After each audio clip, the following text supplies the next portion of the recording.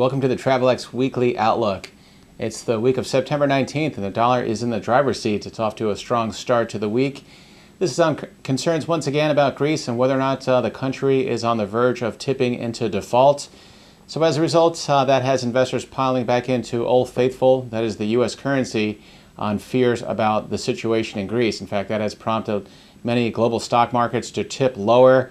And again, under that environment, investors tend to flee riskier stocks and higher yielding currencies and hunker down in safer assets like the dollar and the Japanese yen. So right now, at the outset of the new week, the dollar is near its highest level in about a week against the euro and against the Swiss franc. But against the British pound, the dollar is actually at its highest level in more than 8 months. Again, a sign of how investors have moved into safer instruments.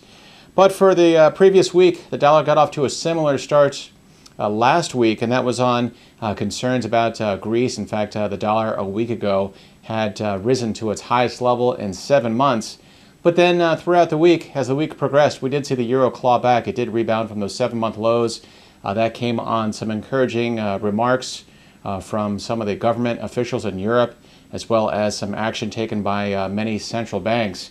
For one, we did see that Germany and France, they came to bat for Greece. They basically said that Athens would not be booted out of the Eurozone, which really tempered speculation to the contrary.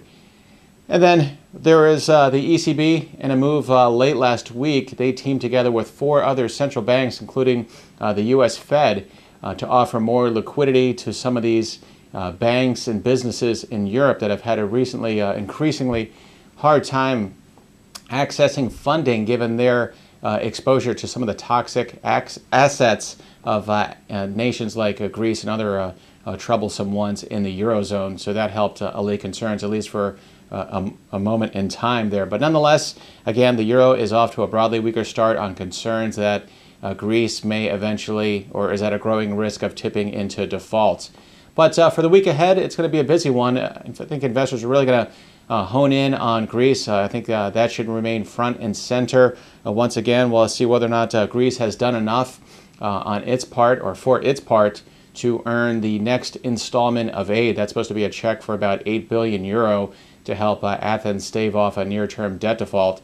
So concerns about Greece, that should remain front and center again in the coming week. And then the other driving headline this week, or the main event for the week, is going to be the Fed's 2-day policy meeting. That's going to kick off on Tuesday. That is expected to conclude on Wednesday, and investors see some scope that the Fed might embark on more monetary easing to help strengthen the U.S. economy, which again continues to be weighed down by high employment, or high unemployment. So we'll have to see whether or not the Fed does anything there. If they do anything, if they announce any type of measures that stop short of a full-blown third round of quantitative easing, or QE3, if they opt for more modest measures, any type of measures that stop short of QE3, they could do less harm to the dollar, and actually that could be supportive to the U.S. currency.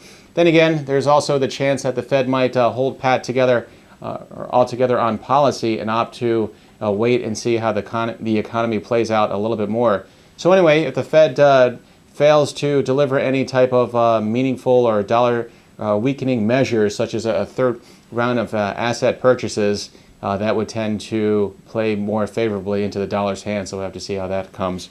But that's going to do it. That is it. We do have the dollar on positive footing to start the week of September 19th.